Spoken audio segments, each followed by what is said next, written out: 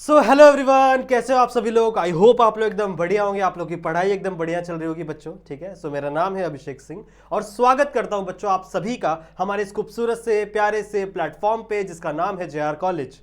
बच्चों कैसी चल रही है पढ़ाई। देखो मुझे पता है आप लोगों के फिजिक्स के पेपर बहुत अच्छे गए हैं, बहुत सारे बच्चों के मुझे कमेंट मिल गए हैं। ठीक है, तो बहुत सारे बच्चों को डाउट है कि सर हमें कौन कौन से न्यूमेरिकल्स करने चाहिए हमारे केमिस्ट्री के पेपर्स के लिए। न्यूमेरिकल्स की वीडियोस तो मैंने ऑलरेडी दे दी, उसके ऊपर भी वीडियो बन गई है बच्चों। बचा डेरिवेशन। ठीक है, क्योंकि आप लोग को एमसीक्यूज की लाइव सेशन भी मिल गई। आई होप आपने कल शाम को कनेक्ट किया होगा, वहां पे हम लोग ने एमसीक्यूज का पूरा लाइव सेशन करवाया था कंप्लीट। ठीक है, फिर मैंने आप लोग को बच्चों कंप्लीट न्यूमेरिकल्स के ऊपर वीडियोस दी है कि कौन कौन से न्यूमेरिकल्स आपके बोर्ड एग्जामिनेशन में प्रिडिक्टेड है बच्चों। इन न्यूमेरिकल्स को ही करके जाना, इन न्यूमेरिकल्स के हिसाब से ही आपके क्वेश्चंस बन सकते हैं बोर्ड एग्जामिनेशन में। ठीक है, फिर मैंने मोस्ट इंपॉर्टेंट रिएक्शंस भी बताया आप लोग को कि आपके जो ऑर्गेनिक केमिस्ट्री का पार्ट है उस ऑर्गेनिक केमिस्ट्री से कितने रिएक्शंस प्रिडिक्टेड हैं, कौन कौन से रिएक्शंस बनते हैं पिछले 5 साल में 10 साल में जो हम लोग ने पेपर देखा है, उस पेपर को एनालाइज करके हमने ये चीज बताया बच्चों कि हाँ इतने क्वेश्चंस बन सकते हैं आपके बोर्ड एग्जामिनेशन में, जो कि आपको कल देना है, यानी 18 तारीख को आपको देना है। सही बात है, सही है। तो घबराना बिल्कुल भी नहीं है बच्चों, पढ़ते रहना है। ठीक है, जितनी भी चीजें हम आप लोग के लिए प्रोवाइड कर रहे हैं उन वीडियोस को देखो, प्रैक्टिस करो, आप लोग का पेपर अच्छा जाएगा, ये मेरी गारंटी है। सही है, ओके। सो बच्चों ऑलमोस्ट सारी चीजें आप लोग को मिल गई थी, बस एक चीज जो बच रही थी बच्चों वो है डेरिवेशंस। क्योंकि आपको पता है फिजिकल केमिस्ट्री में से डेरिवेशन भी पूछा जाता है। बहुत सारे डेरिवेशन है जो आपसे एग्जामिनेशन में पूछे जाएंगे। मेनली 2 से 3 डेरिवेशन आपके एग्जाम में हर साल पूछे जाते हैं। तो वो डेरिवेशन कौन से हो सकते हैं बच्चों, उसके लिए मैं आप लोग को एक बहुत ही प्यारी सी वीडियो दे रहा हूं आज के इस टाइम पर बच्चों। That is nothing but most important derivations from your physical chemistry. Physical chemistry कौन कौन से लेसन है बच्चों, फ्रॉम चैप्टर नंबर 1, 2, 3, 4 एंड 5, मतलब 5 और 6, समझ रहे हो। तो ये 6 चैप्टर्स में से कौन कौन से मोस्ट इंपॉर्टेंट डेरिवेशन है, कौन कौन से क्वेश्चंस हर बार एग्जाम में पूछे जाते हैं, वो डेरिवेशंस बच्चों मैं आप लोग को यहां पर इस वाले वीडियो के अंदर बताने वाला हूं। ऑल्दो ये जो डेरिवेशंस है ना बच्चों, लास्ट ईयर भी मैंने बहुत सारे बच्चों को डेरिवेशंस बताया था, लास्ट ईयर भी मैंने ऐसी वीडियो बनाई थी और आप लोग लास्ट ईयर के बच्चों से पूछ सकते हो जाकर, या फिर आप खुद भी क्वेश्चन पेपर उठा के देख सकते हो कि जितने भी डेरिवेशन मैंने दिया था ना लास्ट ईयर भी उनमें से ही क्वेश्चंस पूछे गए थे। सही है, तो डेरिवेशन बहुत इंपॉर्टेंट है और 3 क्वेश्चन आपको पूछे जाएंगे। एक क्वेश्चन आएगा जो 2 मार्क्स वाले में आएगा, यानी सेक्शन बी में आएगा, एक सेक्शन सी में आएगा बच्चों, यानी 3 मार्क्स वाले क्वेश्चन में आएगा। कभी कभी 4 मार्क्स वाले क्वेश्चन में भी स्प्लिट करके पूछा जा सकता है। जैसे मान लो 4 मार्क्स का क्वेश्चन है, उसमें 2 मार्क्स का एक डेरिवेशन और 2 मार्क्स का उसी के बेस पे एक न्यूमेरिकल पूछा जाता है, समझ रहे हो। तो ऐसे क्वेश्चंस भी बन सकते हैं, इसलिए मैं कह रहा हूं मिनिमम 2 डेरिवेशंस तो आएंगे ही आएंगे। कुछ भी लिख लो, कुछ भी करके आप कर लो बच्चों, 2 डेरिवेशन तो आपको पूछे जाएंगे और मैक्सिमम 3 डेरिवेशंस आते हैं। सही है, सो 2 मार्क्स यहां पे, 3 मार्क्स वहां पे और 2 मार्क्स वहां पे, मतलब ऑलमोस्ट 7 से 8 मार्क्स का डेरिवेशन आपके बोर्ड एग्जामिनेशन में आएगा। तो बच्चों डेरिवेशन को छोड़ने की गलती बिल्कुल भी ना करें। डेरिवेशन जितने भी आज मैं डेरिवेशंस बताने वाला हूं उनको पक्का पूरी तरीके से एकदम 100% बच्चों अपने दिमाग में फिट कर लो। सही बात है, क्योंकि डेरिवेशन में यही है ना बच्चों, आपको कुछ ना वैल्यूज चेंज होने वाली है ना कोई अलग से चीजें आएंगी। जो डेरिवेशन आपके टेक्स्ट बुक में दिया है वही डेरिवेशन एज इट इज आपको सॉल्व करना है। समझ में आई बात, ठीक है। तो एक डेरिवेशन को मिनिमम आप 3 से 4 बार प्रैक्टिस करो, उसे एक एक पेज पे लिखो, बिना देखे लिखने का ट्राई करो, उसके बाद बच्चों अपनी प्रैक्टिस को अच्छे से करना। तो जितने भी डेरिवेशन बच्चों आज मैं देने वाला हूं from chapter number 1 to chapter number 6, सारे के सारे डेरिवेशंस बच्चों आपको अच्छे से प्रिपेयर करने हैं। समझ में आई बात, क्योंकि आपको बोर्ड एग्जामिनेशन बच्चों ऐसे डेरिवेशंस आ सकते हैं। देखो मैं ये नहीं कह सकता, कंफर्म नहीं कह सकता कि यही आएगा यही आएगा ये आएगा, नहीं। मैं ये बोल सकता हूं बच्चों कि हाँ मैंने यहाँ पे आप लोग के लिए 15 डेरिवेशन या 16 डेरिवेशन निकाले हैं, उसके अंदर से कोई 3 या 4 डेरिवेशन आपके बोर्ड एग्जामिनेशन में पूछे जा सकते हैं। ठीक है, चलेगा। तो शुरू करते हैं बच्चों इस वीडियो को, जहां पे हम लोग बात कर रहे हैं बोर्ड 2026 के लिए, यानी 2026 के लिए बच्चों most important derivations from physical chemistry, यानी chapter number 1 to chapter number 6, chapter number 1, 2, 3, 4, 5, 6। समझ में आई बात, ठीक है। चलो शुरू करते बच्चों। देखो ऑलरेडी मैंने बहुत सारी चीजें सॉल्व करके लाई है ताकि आप लोग का समय वेस्ट ना हो। You can say waste in the sense आपका समय ज्यादा यूटिलाइज हो सॉल्व करने में, प्रैक्टिस करने में। अगर मैं मान लो यहां पे सारी चीजें एक एक करके सॉल्व करने लगूं, ठीक है, वो कर सकता हूं मैं, क्योंकि मैंने पूरे साल भर बच्चों हम लोग ने मेहनत की है। सही है, पूरे साल भर मैंने आपको वीडियो पढ़ाया है, वीडियो लेक्चर के थ्रू सारे लेक्चर्स पढ़ाए हैं। तो वो चीजें मैंने की हुई है, यहाँ पे मैंने टॉपिक डाला है और टॉपिक के साथ मैंने आपको एक एक चीज समझाई है।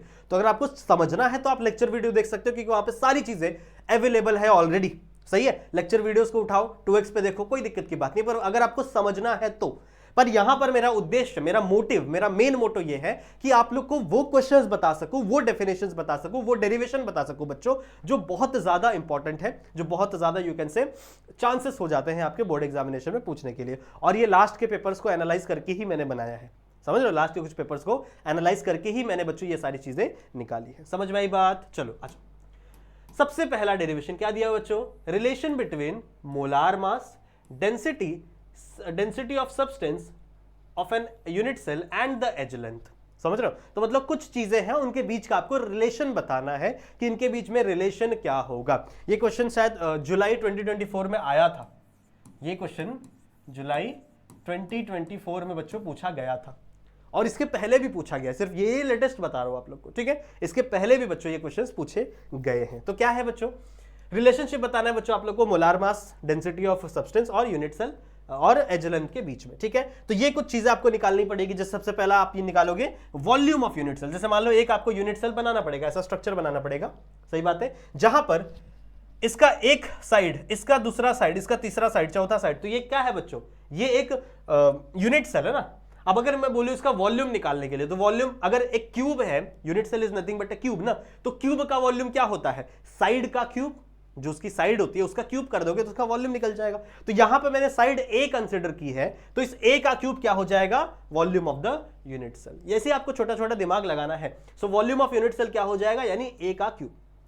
फिर अगला क्या है बच्चों? Mass of the unit cell. पूरे यूनिट सेल का मास कितना होगा? पूरे यूनिट सेल का मास कितना होगा? तो वो कैसे कैलकुलेट करोगे? वो कैसे कैलकुलेट करोगे बच्चों?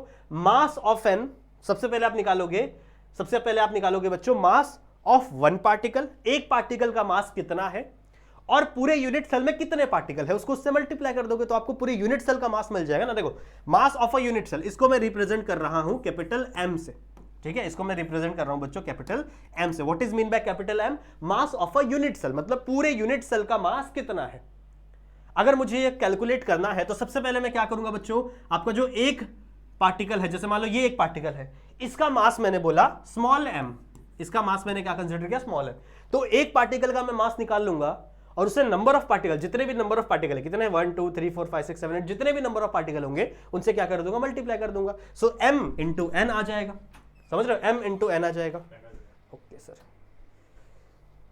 समझ में आ गया? मास समझ में आ गया? तो मास, टोटल मास निकालने के लिए मुझे क्या करना पड़ेगा? एक मास को मल्टीप्लाई कर देना पड़ेगा नंबर ऑफ पार्टिकल से। n क्या है बच्चों यहाँ पे? n is equal to number of particle, मतलब कितने यहाँ पे पार्टिकल्स प्रेजेंट है। इजी है, बहुत इजी। फिर किसके बीच में चाहिए बच्चों? डेंसिटी ऑफ द सब्सटेंस, मतलब आपको डेंसिटी ऑफ द सब्सटेंस के बीच में भी क्या निकालना है? रिलेशन निकालना है। So what is density? Mass upon volume. सही बात है, व्हाट इज डेंसिटी बच्चों? मास अपॉन वॉल्यूम, यहाँ पे ई आएगा, वॉल्यूम। सही है। मास अभी मैंने क्या निकाला? टोटल मास क्या है बच्चों इसका? m into N. Mass of a unit cell क्या है? अगर मुझे डेंसिटी ऑफ यूनिट सेल निकालनी है तो मास ऑफ यूनिट सेल हो जाएगा ना बच्चों, into divide by volume of unit cell.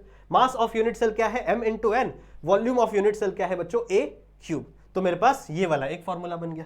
इन सबको मार्क करते चलना है बच्चों। ये है आपका नंबर 1, ये है आपकी इक्वेशन नंबर 2, ये है बच्चों आपकी इक्वेशन नंबर 3। ऐसे आपको मार्क करते चलना है। फिर आप निकालोगे बच्चों मोलार मास, ठीक है? फिर आप क्या निकालोगे?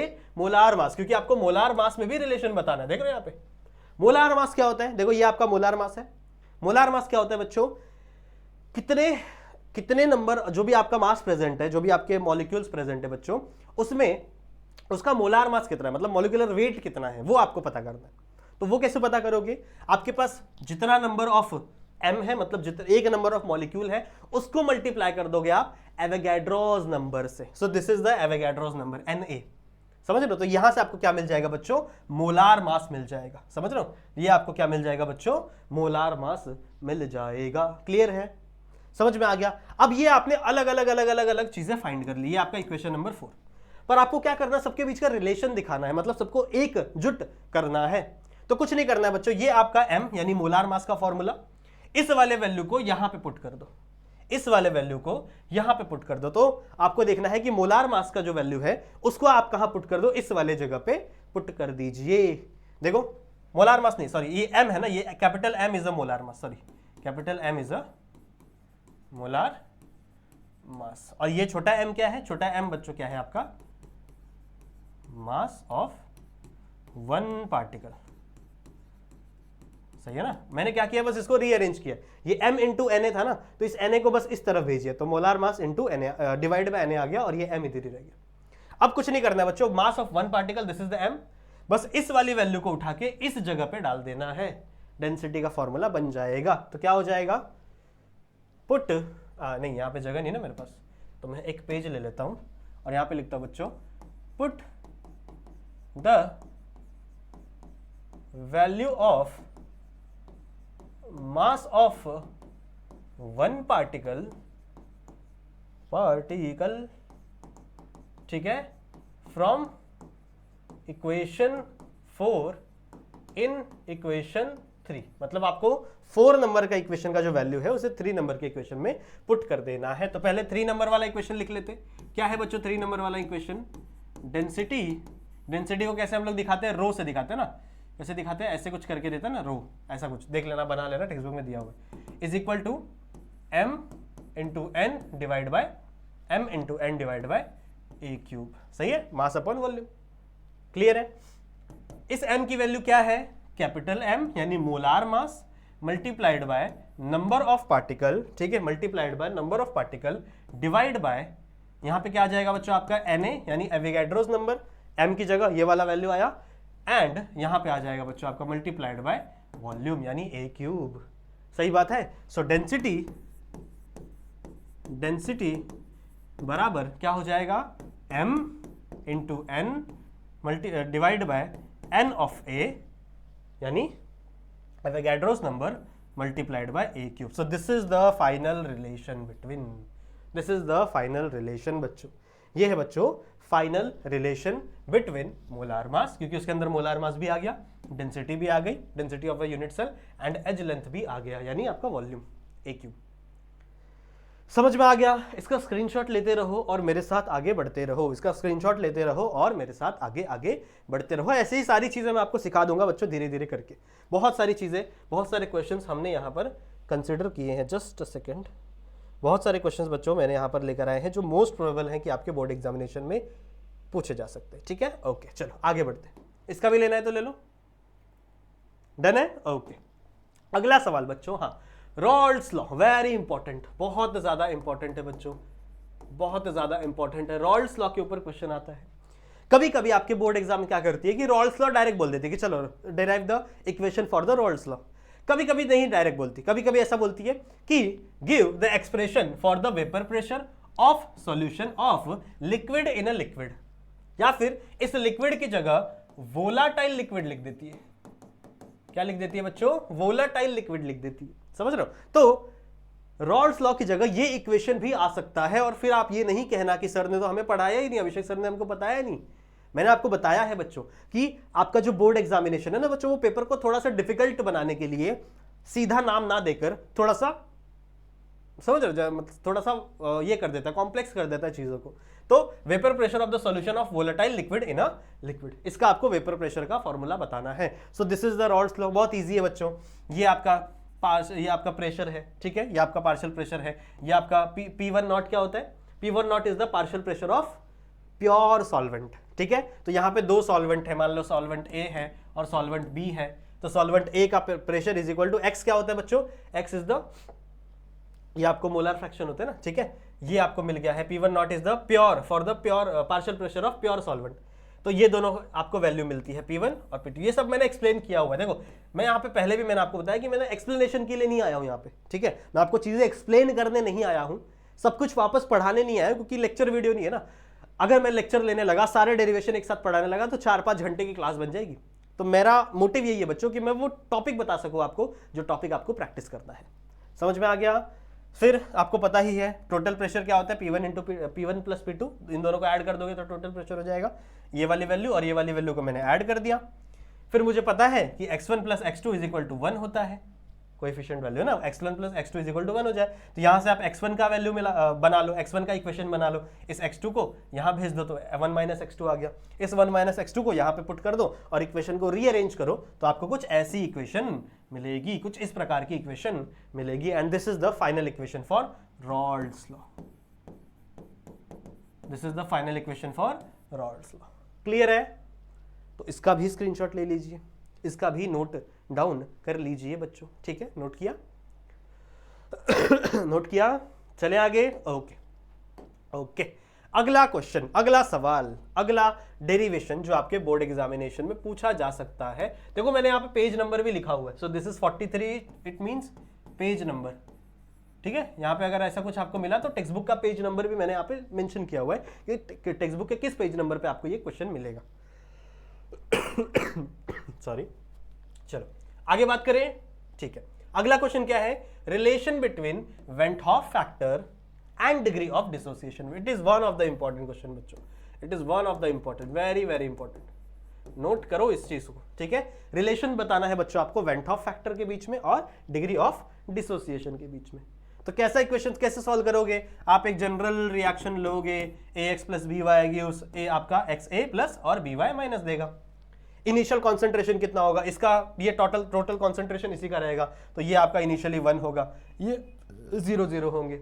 कुछ टाइम बाद इनका कुछ डिसोसिएशन होगा, इनका कुछ डिसोसिएशन होगा, तो alpha alpha dissociation, that is degree of dissociation. और इनका डिसोसिएशन कितना होगा बच्चों? 1 माइनस अल्फा, क्योंकि टोटल कंप्लीट डिसोसिएशन नहीं होता ना बच्चों, पार्शियल डिसोसिएशन होता है ना। तो कुछ ऐसा इक्वेशन बनेगा।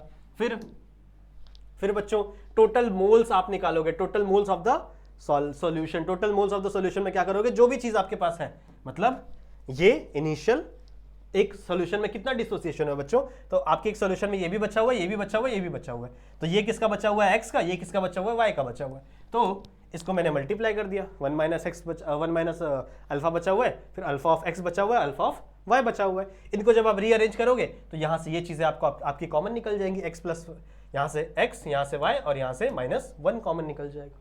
क्लियर है? तो कुछ ऐसा इक्वेशन बन जाएगा। अब ये x प्लस वाई क्या होता है? x plus y is equal to n होता है, मतलब कितने number of, total number of particles होते हैं। तो उसकी जगह मैंने n डाल दिया, उसकी जगह मैंने क्या डाल दिया बच्चों? n डाल दिया। तो ये आपका किसका वैल्यू मिल गया? डिग्री ऑफ डिसोसिएशन का। ठीक है, ये किसका? Sorry, total number of moles का मिल गया आपके सॉल्यूशन के अंदर। फिर आपके पास है बच्चों I। What is I? मैंने पढ़ाया है, I is the went Hoff factor. I क्या है बच्चों? आपका वेंट हॉफ फैक्टर। सही है, तो वेंट हॉफ फैक्टर क्या होता है? I क्या होता है? कितने डिसोसिएशन, कितने नंबर ऑफ मॉलिक्यूल डिसोसिएट हो रहे हैं divide by total number of molecule. तो टोटल नंबर ऑफ मॉलिक्यूल 1 था, जो हम लोग ने इनिशियली लिया था, टोटल नंबर ऑफ मॉलिक्यूल 1 था, और डिसोसिएट टोटल कितने हुए? इतने डिसोसिएट हुए, जो अभी हम लोग ने निकाला। बस कुछ नहीं करना है बच्चों, इसको इससे मल्टीप्लाई करो, इसको बस सॉल्व करो। देखो ये 1 है, 1 का कोई भी वैल्यू नहीं होता, 1 की अगर आप लिखो नहीं लिखो चलेगा। तो सेम इक्वेशन मैंने यहाँ पे लिखा, फिर इस अगर आप सॉल्व करो, देखो ये +1 है, इधर आके -1 हो जाएगा, और ये क्या है बच्चों? n-1, इसके मल्टीप्लाई में यहाँ के आके क्या हो जाएगा? ये डिवाइड में हो जाएगा। So this will be your final equation, this will be your final equation, that is alpha is equal to I -1 divide by n-1। This is the final equation and this is the relationship between about your van't Hoff factor and degree of dissociation. तो बच्चों इसे note कर लीजिए, इसे बस आपको अच्छे से प्रैक्टिस करना है, अच्छे से लिख के अच्छे से आराम से प्रैक्टिस करना है। ठीक है, किया नोट? ये स्टेप भी नोट कर लो। ये नोट किया बच्चों? स्क्रीनशॉट ले लो, अभी फिलहाल के लिए स्क्रीनशॉट ले लो, वीडियो को पॉज करके। आप वीडियो को पॉज करके लिख भी सकते हो बुक में, या फिर वीडियो को पॉज करके स्क्रीनशॉट भी ले सकते हो। It's totally upon you, because it is not a live session और लाइव रिविजन नहीं है ना बच्चों। अगला बहुत इंपॉर्टेंट बच्चों, very very very important, Ostwald dilution law. दो हो सकते हैं बच्चों, देखो यहाँ पे ऑलरेडी लिखा है वेरी इंपॉर्टेंट, दो पेज नंबर 49 पे है। दो पॉसिबिलिटी है इसके अंदर। एक तो पूछा जाता है बच्चों वीक एसिड के लिए, ठीक है, और एक कहां लिखूं? यहां लिख दूं। एक पूछा जाता है बच्चों वीक बेस के लिए। तो दोनों पूछा जा सकता है, या तो एसिड के लिए पूछा जा सकता है या तो बेस के लिए पूछा जा सकता है। पूरा का पूरा तरीका, पूरा का पूरा सॉल्व करने का ट्रिक जो है बच्चों, वो पूरा का पूरा सेम है। बस आपको यहां पे HA, ये एसिड में हम लोग HA लिखते हैं, तो बेस में हम लोग क्या लिखेंगे बच्चों? OH लिखते हैं ना। यहां पे क्या रहेगा? BOH। Because this is acid, और ये आपका बी कोई भी कंपाउंड होगा उसके साथ, जैसे यहाँ पे ये एच है एसिड में और ए आपका कोई कंपाउंड है। तो अब एसिड क्या करता है, हमेशा H प्लस डोनेट करता है, तो H प्लस यहाँ से निकल जाएगा, बच्चा हुआ जो भी क्या है आपका कॉन्जुगेट बेस। समझ रहे हो? सो ये भी आपको ऑलरेडी आता है बच्चों। इसका इनिशियल कॉन्सेंट्रेशन 1 रहेगा, इसका इनिशियली 0 रहेंगे। आफ्टर टाइम टी, कुछ समय बाद बच्चों, इसका कॉन्सेंट्रेशन हो जाएगा अल्फा, इसका हो जाएगा अल्फा, जो भी डिग्री ऑफ डिसोसिएशन है, और इसका क्या हो जाएगा 1 माइनस अल्फा। सही बात है। और हमें पता है बच्चों कॉन्सेंट्रेशन क्या होता है, number of moles divided by volume. तो अगर मुझे कॉन्सेंट्रेशन निकालना है तो क्या करना पड़ेगा, मुझे सबको V से डिवाइड करना पड़ेगा। तो ये आपका कॉन्सेंट्रेशन मिल गया, इसकी कॉन्सेंट्रेशन इतनी, इसकी कॉन्सेंट्रेशन इतनी, इसकी कॉन्सेंट्रेशन इतनी। फिर क्या करना है बच्चों, बहुत ही आसान है, कि A का वैल्यू क्या होता है, प्रोडक्ट डिवाइड बाय रिएक्टेंट। तो H प्लस A प्लस, ये आपके A माइनस प्रोडक्ट थे, ये आपके रिएक्टेंट। इन देखो concentration of H plus, concentration of A minus, तो H प्लस की कॉन्सेंट्रेशन कितनी है, ये इतनी है, A माइनस की कॉन्सेंट्रेशन कितनी है, इतनी, और कॉन्सेंट्रेशन ऑफ HA की कॉन्सेंट्रेशन इतनी है। तो इसी चीज को बच्चों मैंने यहाँ पर क्या किया, पुट किया। कुछ नहीं, रीअरेंज करो, सॉल्व करो, लास्ट में आपको वैल्यू कुछ इस प्रकार मिलेगी, कुछ इस प्रकार बच्चों इसकी वैल्यू मिलेगी। 1/V की जगह आप C डाल सकते हो, क्योंकि कॉन्सेंट्रेशन क्या होता है बच्चों, इनवर्सली प्रोपोर्शनल होता है वॉल्यूम के। तो 1/V की जगह आप क्या डाल सकते हो, C डाल सकते हो। समझ रहे हो? सो this is the value of Ka। समझ रहे हो? और ये है बच्चों ऑस्वाल्ट डाइल्यूशन लॉ। अगर यहीं पे वीक बेस के लिए होता तो ये Kb हो जाता। समझ रहे हो? बाकी ये सब कुछ सेम होता, वहां पे भी अल्फा स्क्वायर इंटू 1 होता, वहां पे भी 1 माइनस अल्फा होता, वहां पे भी V होता, वहां पे भी सेम कुछ सब कुछ सेम होता। बस Ka की जगह Kb करना है आपको, और वो वीक बेस के लिए बन जाएगा। क्लियर है? तो अगर आपको डिटेल में स्टडी करना है ना बच्चों, अगर आपको नहीं आता, सच बोल रहा हूं बच्चों, देखो सीरियसली बोल रहा हूं, अगर आपको ये चीजें नहीं आती ना बच्चों, तो आप लेक्चर वीडियोस उठाओ और उसको या तो 1.75x की स्पीड पे देखो या तो 2x की स्पीड पे देखो, पर देखो, क्योंकि ये चीज बहुत आसान है, बच्चों को बहुत डिफिकल्ट लगती है। मुझे पता है आप लोगों को लग रहा होगा कि सर ये तो बहुत डिफिकल्ट है, ये तो याद ही नहीं रहेगा। नहीं, ऐसा कुछ भी नहीं है। आपने लेक्चर नहीं देखा, एक बार लेक्चर देखो बच्चों, 5 मिनट नहीं 10 मिनट लगेगा आपको लेक्चर देखने में। अगर आप 2x पे देख रहे हो तो 10 मिनट में आप 20 मिनट का लेक्चर देख सकते हो, ठीक है? और 20 मिनट नहीं बच्चों, ये 5 मिनट जैसी चीज है, 5 मिनट में आप इसको एक्सप्लेन कर लोगे, इतनी आसान है। और ये बहुत इंपॉर्टेंट है, बहुत इंपॉर्टेंट है, जैसा मैंने यहाँ पे लिखा और यहाँ पे भी लिखा है, वेरी इंपॉर्टेंट बच्चों, ठीक है? तो Oswald dilution law weak acid और वीक बेस के लिए आता है। क्लियर है? वेरी गुड, स्क्रीनशॉट लीजिए। इसका लिया पेज नंबर 49 पे, इसका लिया। ओके, अगले सवाल पे चलते हैं बच्चों। अगला सवाल, it is one of the important, very very important, ये भी बच्चों बहुत इंपॉर्टेंट है। Derive the relationship between pH and pOH, page number 52 पे आपको दिया हुआ है। पीएच और पीओएच का रिलेशनशिप बताना है इनके बीच में, ठीक है? तो कौन सा वैल्यू हमें प्रूफ करना है, हमें क्या प्रूफ करना है, दैट पीएच प्लस पीओएच बराबर किसके होता है बच्चों, 14 के बराबर होता है। ये आपको प्रूफ करना है, यही प्रूफ करना है, बहुत ही आसान है, ठीक है? कैसे प्रूफ करोगे, ये आपको पता है, ठीक है?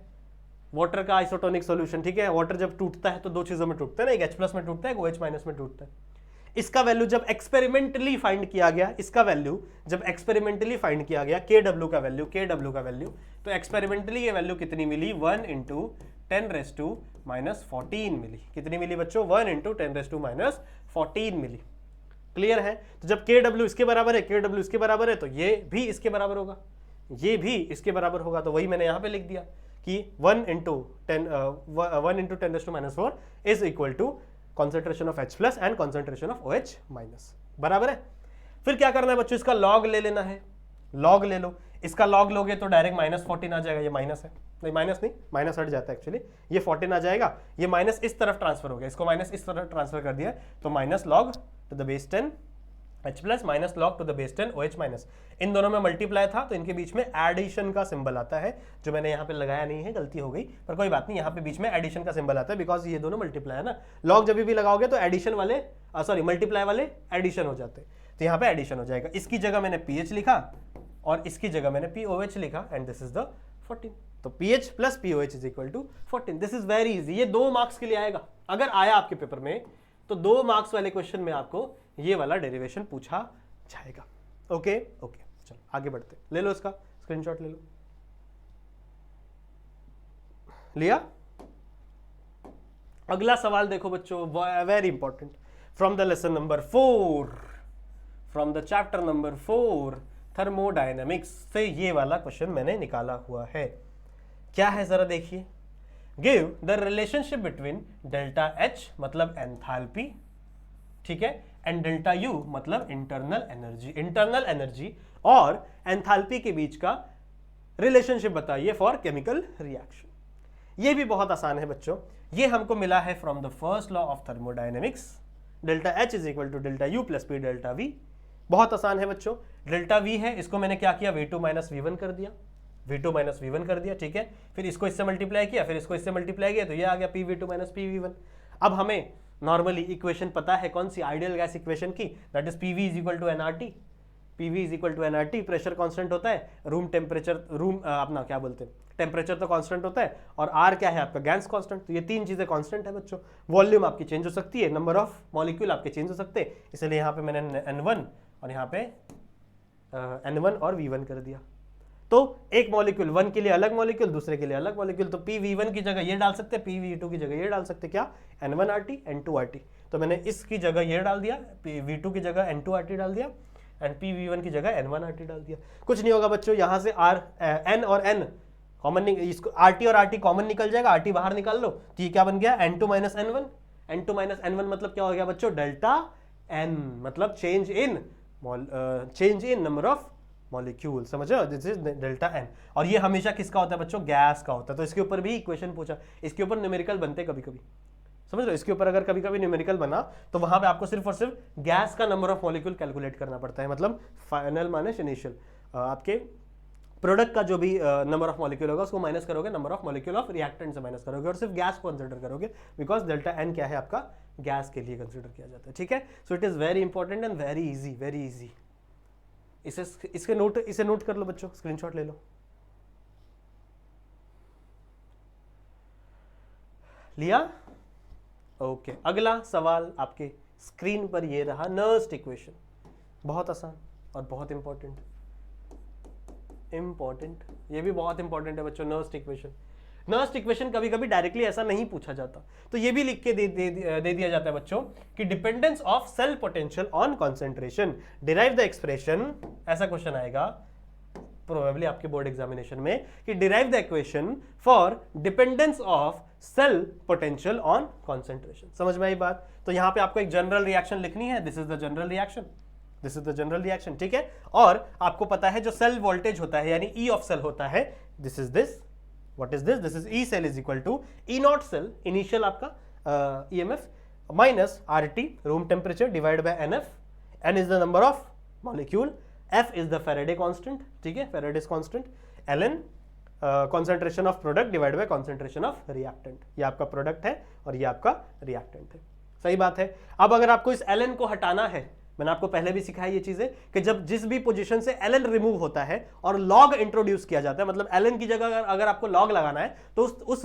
वैल्यू को, उस इक्वेशन को आपको मल्टीप्लाई करना पड़ता है 2.303 से, सही बात है ना। तो वही चीज मैंने यहां पे की है, देखो इस Ln को निकाला और इस log को इंट्रोड्यूस किया, तो मुझे क्या करना पड़ा, 2.303 RT से मल्टीप्लाई, RT मतलब नहीं, ये RT ऑलरेडी यहां पे था, तो बस 2.303 से इसको मल्टीप्लाई मैंने किया। सो this will be your equation. इसको आप कह सकते हो ई ऑफ सेल, इसको आप कह सकते हो बच्चों Nernst equation, this is one of the Nernst equation, समझ रहे हो। पर इसको फर्दर आगे चीजें इसको क्लासिफाई की गई है, मतलब आगे थोड़ा सा इसको और डिराइव किया गया है, ठीक है। और क्या लिखा है देखो, वेयर, यहां पे n क्या है, number of electron in a reaction, किसी भी रिएक्शन में कितना नंबर ऑफ इलेक्ट्रॉन है, that is nothing but n, this is n। f क्या है बच्चों, f is a Faraday constant, ठीक है, f क्या होता है, Faraday constant, and it is the constant value. कितना कूलम होता है बच्चों एक f में, दैट इज 96500 कूलम चार्ज होता है एक f में, एक फैराडे में। T is the temperature in kelvin भी बोल सकते हो, नॉर्मल टेम्परेचर भी बोल सकते हो। R क्या है बच्चों, R is a gas constant, कितना होता है 8.314 जूल पर, क्या है, क्या लिखा है मैंने, हाँ पर केल्विन पर मोल, ठीक है। सो ये चीज आपके पास है। अब आपको यहां से ये पता चल रहा है कि बच्चों n भी कांस्टेंट हो, n कांस्टेंट नहीं होगा वैसे तो, n चेंज हो सकता है, पर f आपका क्या है कांस्टेंट, f क्या है बच्चों कांस्टेंट है ना, फैराडेज क्या है कांस्टेंट है, इतना होता है। r क्या है कांस्टेंट, टेम्परेचर अगर मान लो मैंने रूम टेम्परेचर की बात की 25 डिग्री सेल्सियस की बात की, तो टेम्परेचर भी एक टाइम पे क्या हो सकता है बच्चों, कांस्टेंट हो सकता है। तो इसकी वैल्यू और इसकी वैल्यू अगर आप इस वाले इक्वेशन में डालोगे तो यहां पे गेम चेंज हो जाएगा। यहां पे क्या बनेगा देखो 2.303 ये वैल्यू मेरे पास है, आर कांस्टेंट है 8.314, टी मैंने मान लो एट रूम टेम्परेचर लिया है, यानी एट 25 डिग्री सेल्सियस। 25 डिग्री क्या होता है बच्चों, रूम टेम्परेचर, ठीक है, रूम टेम्परेचर होता है। और F क्या है आपका, फैराडेज कांस्टेंट, अभी मैंने आपको बताया इसकी वैल्यू। तो अगर आप ये सारी वैल्यूज पुट करोगे तो आपको वैल्यू मिलेगी 0.592 वोल्ट। क्या मिलेगा बच्चों आपको value, 0.592 volt, because it is Faraday's constant ना, फैराडे क्या कूलम वोल्ट चार्ज है ना। सो ये आपको वैल्यू मिलेगी। तो मतलब इस वाले वैल्यू की जगह n को छोड़ के, n क्योंकि आपका चेंज हो सकता है, तो ये इस वाले इतने वैल्यूज की जगह मैं क्या पुट कर सकता हूं बच्चों, 0.0592। तो देखो 0.0592 v divide by n log to the base 10, बाकी आपका product upon reactant as it is है। सो इसको भी आप कंसिडर कर सकते हो as a Nernst equation. This is also one of kind of Nernst equation. ये आपका इंप्रूव्ड है, ये आपका थोड़ा सा इंप्रूव्ड नर्स्ट इक्वेशन है। कब इसे यूज करोगे, इस इक्वेशन को कब यूज करोगे, जब आपका रिएक्शन एट 25 डिग्री सेल्सियस पे हो रहा है। मतलब कब हो रहा है बच्चों, एट रूम टेम्परेचर। तो अगर मान लो आपके न्यूमेरिकल में, अगर मान लो बच्चों आपके न्यूमेरिकल में सवाल आ गया कि एट रूम टेम्परेचर इतनी इतनी ये चीजें हो रही है, तो नर्स्ट इक्वेशन या फिर ई नॉट ऑफ सेल क्या होगा, या फिर ई ऑफ सेल क्या होगा, तो आप ये वाली इक्वेशन को यूज करोगे, बिकॉज रूम टेम्परेचर पे ये चीजें आसानी से आपको मिल जाएगी। लेकिन अगर रूम टेम्परेचर नहीं है, टेम्परेचर कुछ अलग है, तो आप यहाँ पे टेम्परेचर चेंज करके आर की वैल्यू एफ की वैल्यू डाल के आराम से सॉल्यूशन कर सकते हो। तो this is the value of, this is the Nernst equation derivation, very important, note कर लीजिए। हो गया, नोट किया बच्चों, ये नोट किया, बहुत इजी है बच्चों, सिर्फ 2 बार प्रैक्टिस करोगे ना हो जाएगा, बहुत आसान है, बहुत आसान है, ठीक है। अगला सवाल, अगला क्वेश्चन क्या है, relation between, derive the relation between cell potential and equilibrium constant. Equilibrium constant और सेल पोटेंशियल का आपको क्या बताना है, आपको इनके बीच का रिलेशन ड्राइव करना है। तो यहां से 2 इक्वेशन है बच्चों हमारे पास। अगर मैं सेल पोटेंशियल की बात करूं तो minus delta G not is equal to n, क्या है बच्चों, n F E not of cell. This is equation number 1। वहीं अगर मैं बात करूं बच्चों इक्विलिब्रियम कांस्टेंट की, तो वहां पे डेल्टा जी नॉट की वैल्यू क्या होती है, minus R T L N K, this is L N, L N, clear है। तो अगर इन दोनों इक्वेशन को देखूं मैं ध्यान से, अगर इन दोनों इक्वेशन को मैं देखूं तो यहां पे भी डेल्टा जी है, यहां पे भी डेल्टा जी है, सिर्फ क्या है, मुझे क्या करना पड़ेगा, इस माइनस को इस तरफ शिफ्ट करना पड़ेगा, इस माइनस को इस तरफ शिफ्ट करना पड़ेगा। तो ये भी क्या हो जाएगा, डेल्टा जी नॉट, और ये भी क्या हो जाएगा, डेल्टा जी नॉट। तो अगर ये वाला वैल्यू माइनस में है तो डेल्टा जी नॉट हो जाएगा, और दोनों वैल्यू क्या हो जाएगी, इक्वेट। तो ये इसके बराबर हो जाएगा, दोनों में माइनस हो गया देखो। So minus n F E not of cell is equal to minus R T L N K. इतना समझ में आ गया। अब आपको इक्वेशन बनाना है बच्चों ई नॉट के लिए, तो ये जो बाकी की जितनी भी चीजें ना ये इस साइड भेज दो, और माइनस माइनस कैंसिल कर दो, माइनस दोनों तरफ है ना, तो माइनस माइनस कैंसिल कर दो, तो माइनस माइनस कैंसिल हो गया। ये आपका ई नॉट ऑफ सेल के लिए इक्वेशन बन रहा है, और ये एन एफ इस तरफ आ गए, ये मल्टीप्लाई में थे, इस तरफ आगे क्या हो जाएंगे बच्चों, डिवाइड में। बहुत अच्छी बात है। फिर मैंने आपको क्या बोला कि जब भी आपको ln को रिमूव करना है, जब भी आपको ln को रिमूव करना है और log को इंट्रोड्यूस करना है, तो आपको इक्वेशन को 2.303 से मल्टीप्लाई करना पड़ता है। तो देखो सेम चीज वही किया, RT ऑलरेडी है, 2.303 log आ गया, log to the base 10 of k, और यहाँ पे आपका NF है एज इट इज। तो जब आपको ln को रिप्लेस करना है तो आपको किससे मल्टीप्लाई करना पड़ता है बच्चों, 2.303। अब अगर आप ध्यान से देखो तो यहां पे भी सेम कंडीशन है, देखो यहां पे भी F है फैराडेज कांस्टेंट, यहां पे भी R है, यहां पे भी T है। तो अगर मैं एक रूम टेम्परेचर की बात करूं, 25 डिग्री सेल्सियस ऑफ बात करूं, तो इस वाली इक्वेशन को हम लोग चेंज कर सकते हैं। सिर्फ यहां पे मुझे क्या करना पड़ेगा, n एज इट इज रखना पड़ेगा। तो देखो 0.592 divide by n log to the base 10 k at 25 degree Celsius. कहां पे बच्चों, जब रूम टेम्परेचर होगा 25 डिग्री सेल्सियस होगा, तभी आप ई नॉट में इस वाले इक्वेशन का यूज कर सकते हो। तो जब आपके न्यूमेरिकल में 25 डिग्री सेल्सियस दिया है, यानी रूम टेम्परेचर दिया है, तभी आप इस वैल्यूज को पुट कर सकते हैं। This is the relation between your cell potential and equilibrium constant. So this is the cell potential and this is the equilibrium constant. Clear है, क्लियर है। नोट बच्चों कर लो, नोट कर लो, इजी है ना, इजी है ना बच्चों। आ जाओ अगले वाले पे चले। हाँ, दिस इज वेरी इंपॉर्टेंट। अब आ गया बच्चों अपना छठवां lesson, sixth lesson. Very important. कौन कौन से क्वेश्चंस पूछे जा सकते हैं बच्चों? हाफ लाइफ, वेरी इंपॉर्टेंट, ठीक है। तो this is the derive the relation between half life and rate constant of the first order reaction. देखो यहां पे क्या दिया हुआ, फर्स्ट ऑर्डर रिएक्शन। बहुत सारे क्वेश्चन पूछे जाते हैं बच्चों आपके इस वाले लेसन से, बहुत सारे न्यूमेरिकल पॉसिबल है। जैसे फर्स्ट ऑर्डर का पूछा जाता है, इंटीग्रेटेड रेट लॉ पूछा जाता है, जीरोथ ऑर्डर पूछा जाता है, ठीक है, सेकंड ऑर्डर पूछा जाता है। तो जो ज्यादा इंपॉर्टेंट है, जैसे देखो ये वाला पेज नंबर 127 पे है, तो जो ज्यादा इंपॉर्टेंट है वो मैंने आपको लिख के दिया है, पर बाकी के भी आपको प्रिपेयर करने हैं, बाकी के भी आपको पढ़ के जाने हैं, क्योंकि वो भी पूछे जा सकते हैं, वो भी इंपॉर्टेंट है। तो इस लेसन से न्यूमेरिकल भर भर के आते हैं, इस लेसन से बच्चों न्यूमेरिकल भर भर के आते हैं। तो पहला क्या है, देखो हाफ लाइफ आपको प्रूव करना है, rate constant and rate constant of the order, first order reaction, ठीक है। सो K इज इक्वल टू, ये आपको कहां से मिला है बच्चों, ये रेट लॉ है। रेट लॉ मतलब इंटीग्रेटेड रेट लॉ जो हम लोग फाइंड करते हैं, ठीक है, वहां से आपको ये मिला है K is equal to 2.303 divide by T log to the base 10 आपका A not, concentration of A not divide by concentration of A after time T। अगर हमें हाफ लाइफ की बात करनी है, हाफ लाइफ मतलब आधा रिएक्शन कब कंप्लीट हो रहा है, सो T आपका क्या हो जाएगा, T हाफ, और ये जो कंप्लीट हो रहा है ना, ये कंप्लीट, ये हो जाएगा बच्चों A नॉट बाई 2, मतलब इनिशियल का आधा, इनिशियल का क्या हो जाएगा बच्चों, आधा हो जाएगा। समझ रहे हो? तो इसकी जगह आप क्या पुट करोगे, ये पुट करोगे, बस इजी है। T की जगह क्या पुट करो, T1 बाई 2, A नॉट की जगह क्या पुट करो, A ऑफ T की जगह क्या पुट करो, concentration of A not by 2, ठीक है।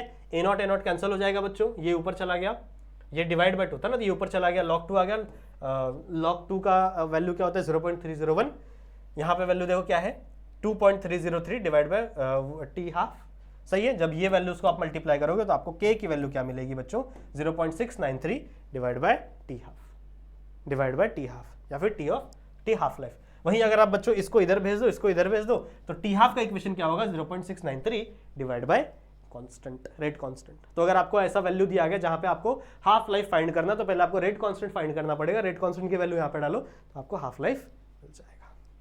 क्लियर है? देख लो, इसको भी नोट कर लो, इसको भी नोट कर लो, कर लिया?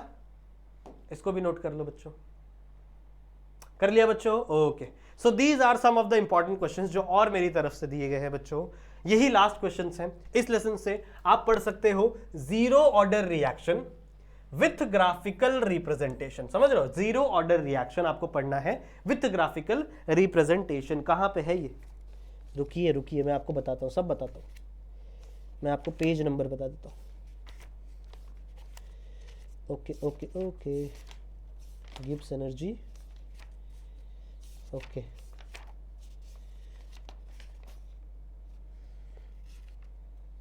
Zero order reaction with graphical representation, page number 129 and 130।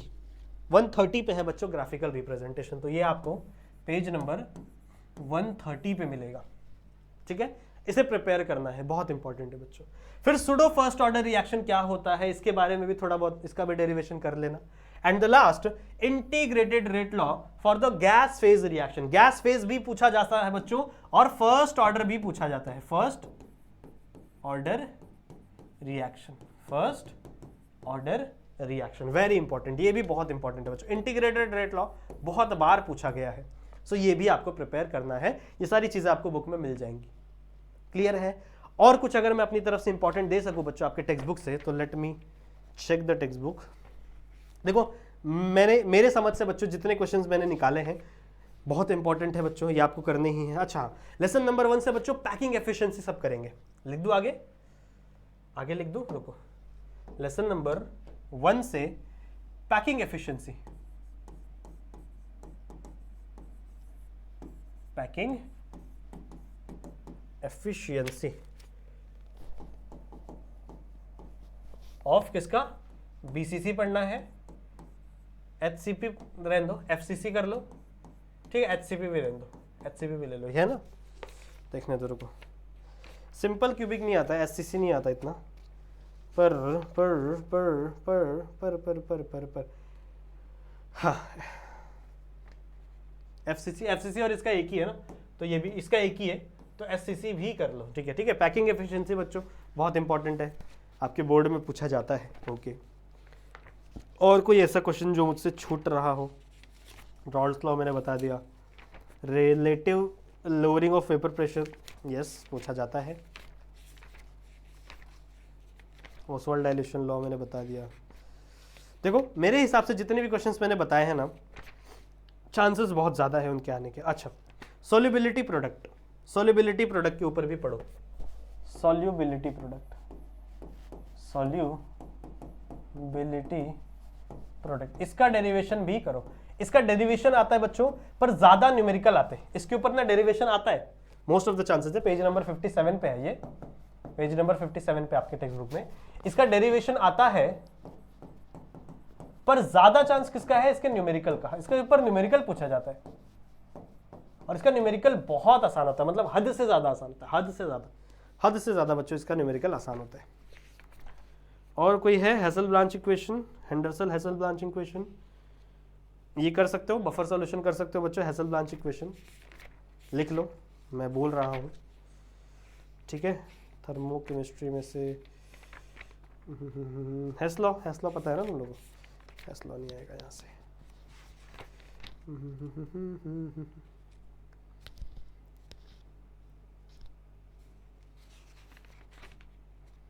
Okay, relationship between delta G and delta S, ये भी आ सकता है। रिलेशन बिटवीन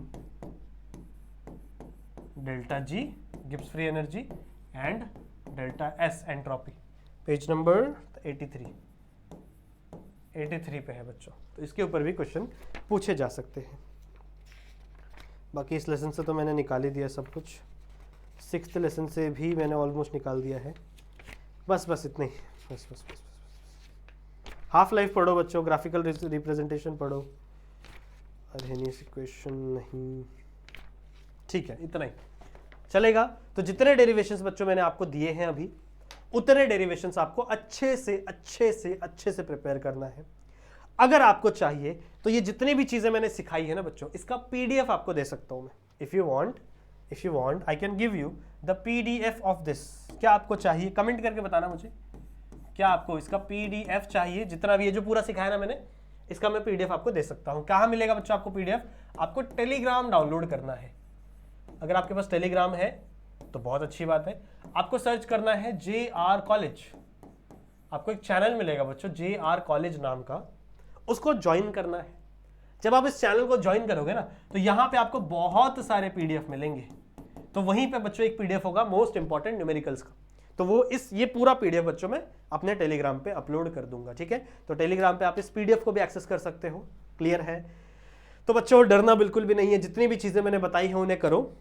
लाइव रिविजन चल रहे हैं आप लोग के लिए, मैराथन चल रहा है आप लोग के लिए, जितने भी न्यूमेरिकल्स थे, जितने भी रिएक्शंस थे, वो सारी वीडियोस बच्चों मैंने आप लोग के लिए अपलोड की। तो देखते रहो। ऑल द वेरी बेस्ट बच्चों फॉर द एग्जाम। आपका एग्जाम बहुत अच्छा जाएगा, मुझे पता है, मुझे उम्मीद है, ठीक है। चलेगा, सुबह मिलता हूँ बच्चों और वीडियो में, जहाँ पे हम लोग और भी बहुत सारी बातें डिस्कस करेंगे। तब तक के लिए ध्यान रखना and keep studying. Bye bye.